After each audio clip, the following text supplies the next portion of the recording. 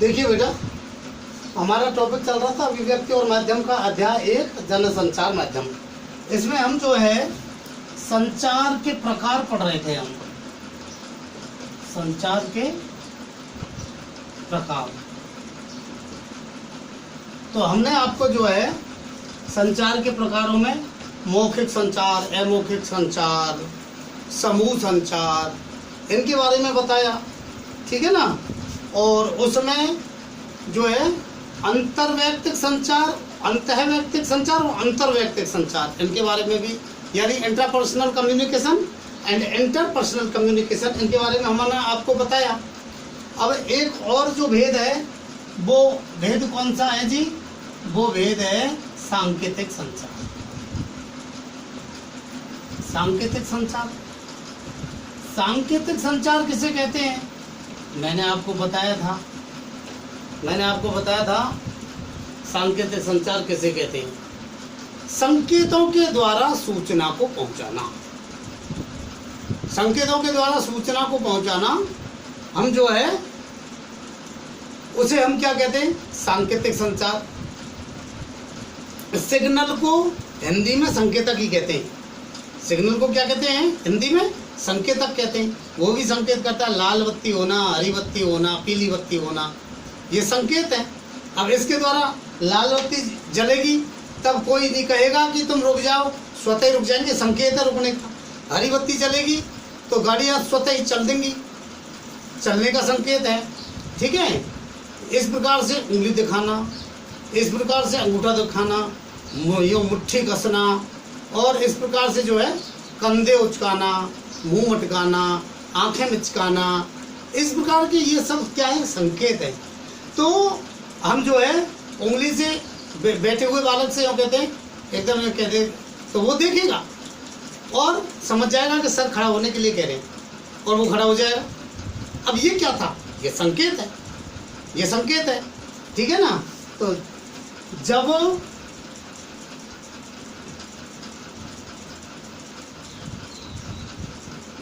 लोगों को संकेतों के द्वारा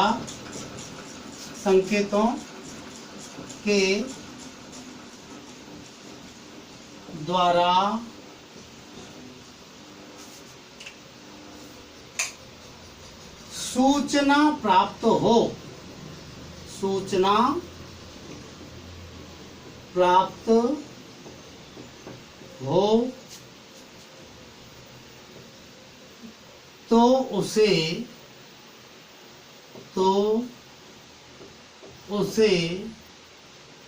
सांकेतिक संचार कहते हैं। संचार कहते हैं। जैसे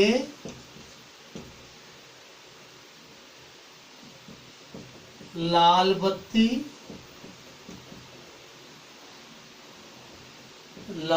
होना, हरी बत्ती होना,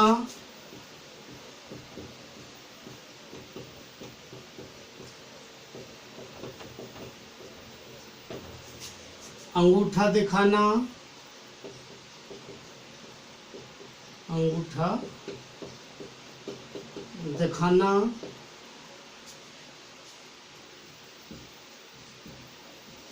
मुट्ठी कसना,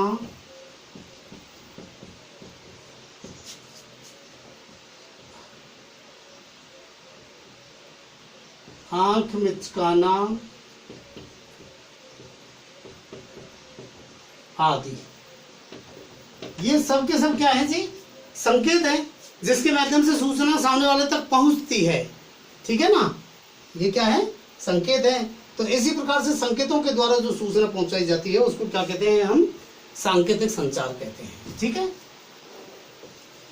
अगला है समूह संचार। तो समूह संचार में मैंने आपको बताया था, क्या बताया था कि समूह संचार कैसे कहते हैं। जब एक, शायद मैंने समूह संचार तो आपको पढ़ा दिया, जब एक साथ कुछ लोगों को या काफी लोगों को जब सूचना पहुंचती है व्यक्ति के द्वारा, तो वो होता है, उसे कहते हैं समूह संचार।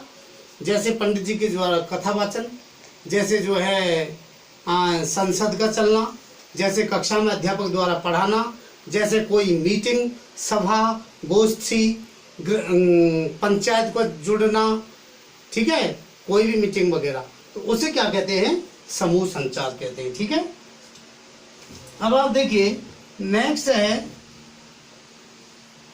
जो है जन संचार। जन संचार, अब जन संचार क्या है? जब कोई भी सूचना किसी माध्यम से एक साथ करोड़ों लोगों तक पहुंचती है, किसी माध्यम से एक साथ करोड़ों लोगों तक पहुंचती है, तो उसे कहते हैं हम क्या? जनसंचार। ठीक है, अब इसके माध्यम क्या है? जैसे रेडियो है, टेलीविजन है, इंटरनेट है, ठीक है, ये सब संचार के ही साधन है। समाचार पत्र है, वो प्रिंट माध्यम में आता है। किस में आता है? प्रिंट माध्यम में, लेकिन वो भी जनसंचार का माध्यम है, वो भी जनसंचार का माध्यम है। तो जब कोई सूचना, जब कोई सूचना किसी माध्यम से, किसी माध्यम से एक साथ करोड़ों लोगों तक पहुंचती है, करोड़ों लोगों तक पहुंचती है,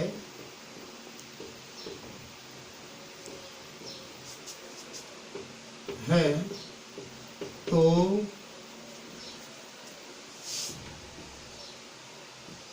उसे जन संचार कहते हैं।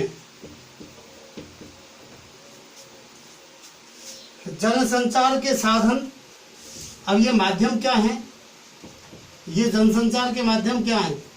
माध्यम है जैसे रेडियो, टेलीविजन, इंटरनेट,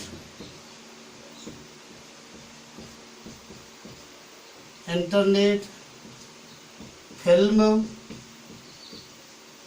आदि, ये जनसंचार के माध्यम है। रेडियो, टेलीविजन, इंटरनेट, फिल्म आदि क्या है? जनसंचार के माध्यम है। ठीक है ना? तो जो है इस प्रकार से किसी माध्यम, किसी साधन से जब कोई सूचना पहुंचती है तो उसको क्या कहते हैं? हम जनसंचार कहते हैं। अब आप देखिए, अब हम ये टॉपिक संचार के प्रकार जो है ये तो हुए खत्म।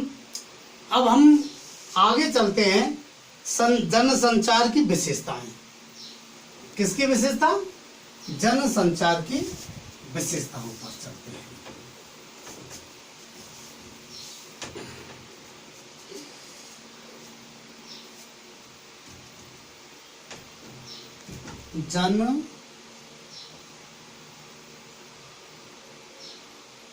जनसंचार की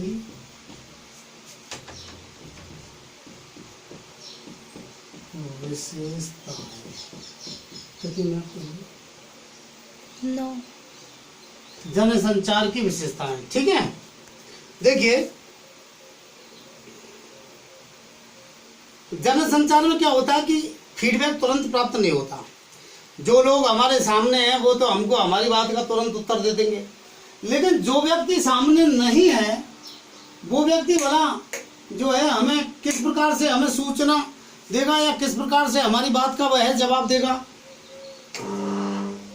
ठीक है, तो वो जवाब नहीं दे पाएगा। इसलिए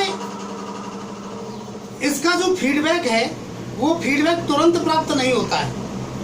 इसका फीडबैक तुरंत प्राप्त नहीं होता। जनसंचार के जो श्रोता हैं, इस जनसंचार के श्रोताओं, उसके पाठकों और जो दर्शक हैं, उनका जो दायरा होता है वो दायरा बहुत व्यापक होता है, उनका दायरा बहुत व्यापक होता है। साथ ही उनका जो गठन है वो भी पंचमेल होता है। कैसे होता है पंचमेल?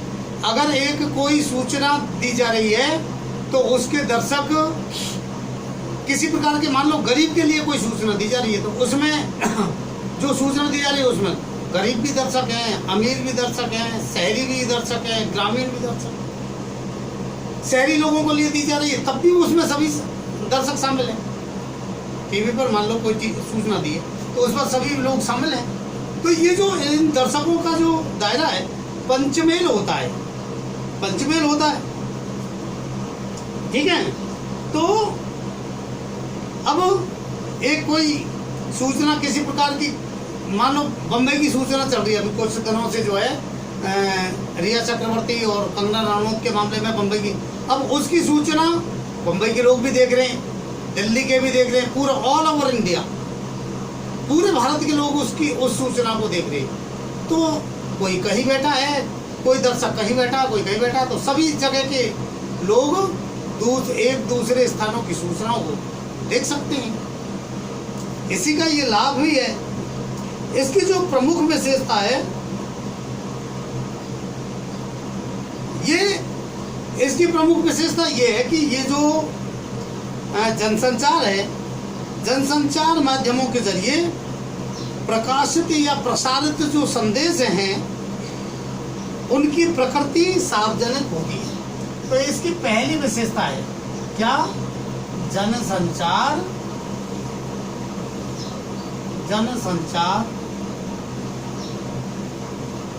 माध्यमों के, जनसंचार माध्यमों के जरिए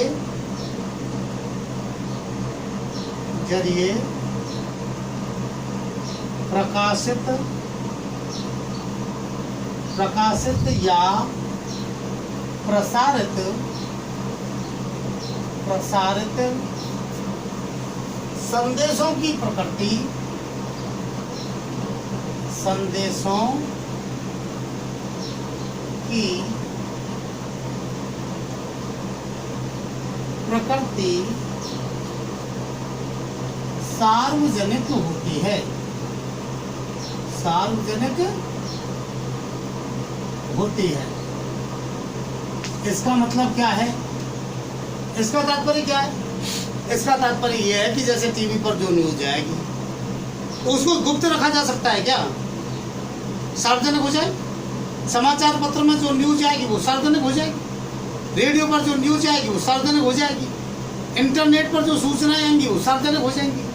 तो ये गुप्त नहीं रखी जा सकती। इनकी प्रकृति कैसी होती है? सार्वजनिक होती है, क्योंकि ये सूचना सभी लोगों को देने के लिए ही तो होती है, सभी लोगों को देने के लिए सूचना होती है। ठीक है, तो इसीलिए इसकी जो प्रकृति है कैसी होती है? सार्वजनिक। अब दूसरी विशेषता क्या है? इसमें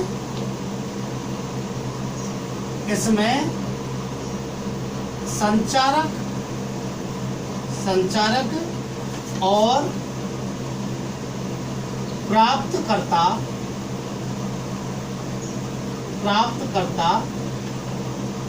के बीच कोई सीधा संबंध नहीं होता, कोई सीधा संबंध नहीं होता है, सीधा संबंध नहीं होता, नहीं होता। इसकी दूसरी विशेषता है, मान लो टीवी पर, आज तक चैनल पर, एबीपी न्यूज पर, इंडिया न्यूज पर, न्यूज नेशन पर या जी न्यूज पर कोई भी सूचना आ रही है तो वो सब लोगों तक तो पहुंच रही है, लेकिन हम उनसे संपर्क नहीं कर सकेंगे, हम उनको तुरंत उस बात का कोई उत्तर नहीं दे सकते, उनको रिएक्ट नहीं कर सकते, तो सीधा संबंध नहीं होता इसका। ये इसकी क्या है जी? दूसरी विशेषता है। जो प्राप्तकर्ता यानी समाचार पत्र का पाठक, टीवी का दर्शक, रेडियो का श्रोता, ये जो होते हैं, ये जो संचारक हैं, ये जो हैं, ये संचारक को उसकी जो सार्वजनिक भूमिका है कि भाई ये इस प्रकार की न्यूज़ दे रहे हैं, इस प्रकार के, इसके कारण ही तो पहचानते हैं हम। कई सारे जो न्यूज़ चैनल्स हैं, उनके जो एडिटर्स हैं, जो रिपोर्टर्स हैं, उनको हम जो है जानते हैं, उनकी भूमिका के कारण जानते हैं। ठीक है, तो इसके इस प्रकार से अब इसकी अगली विशेषता क्या है? इसकी अगली विशेषता है कि ये कोई ना कोई संगठन से चलते हैं। जनसंचार, जनसंचार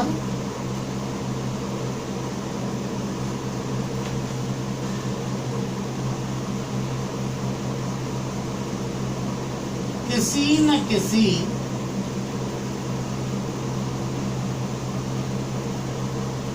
संगठन से जुड़ा होता है।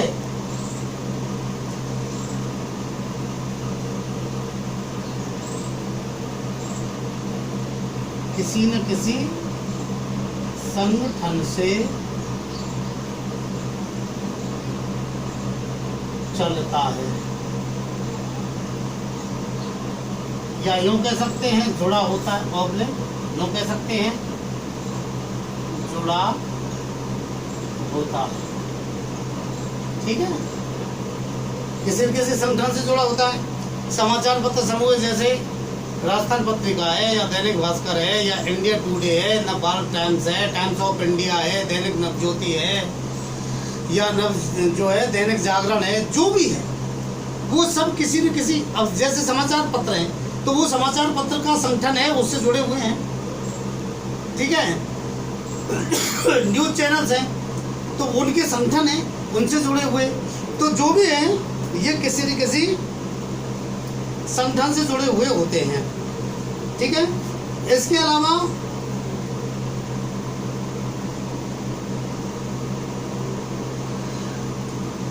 अलावा इसकी जो अगली विशेषता है वो ये है, जनसंचार माध्यमों की, जनसंचार माध्यमों की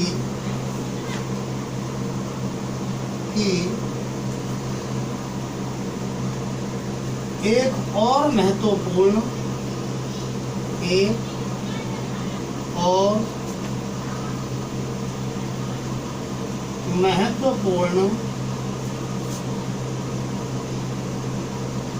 विशेषता यह है कि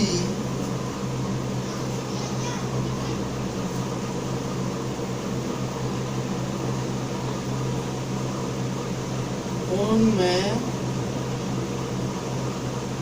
ढेर सारे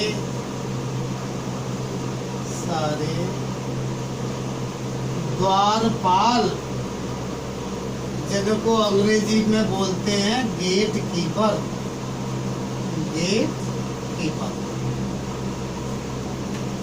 ढेर सारे द्वारपाल होते हैं, गेट कीपर काम करते हैं।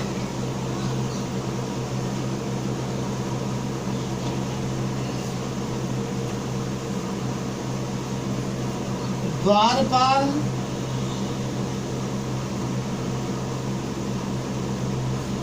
वह व्यक्ति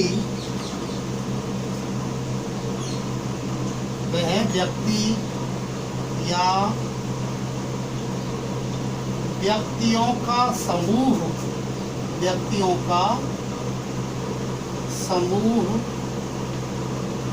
होता है,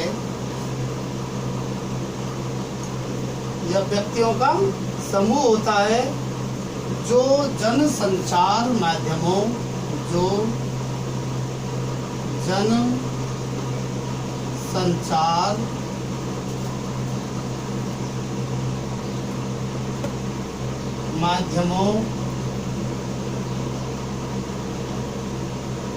से प्रकाशित या प्रसारित, प्रकाशित समाचार पत्र होते हैं और प्रसारित टीवी के कार्यक्रम होते हैं, रेडियो टीवी के, ध्यान रखना। प्रकाशित या प्रसारित होने वाली सामग्री को, होने वाली सामग्री को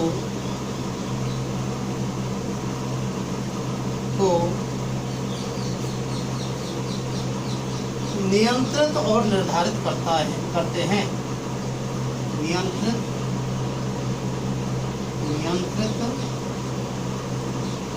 और निर्धारित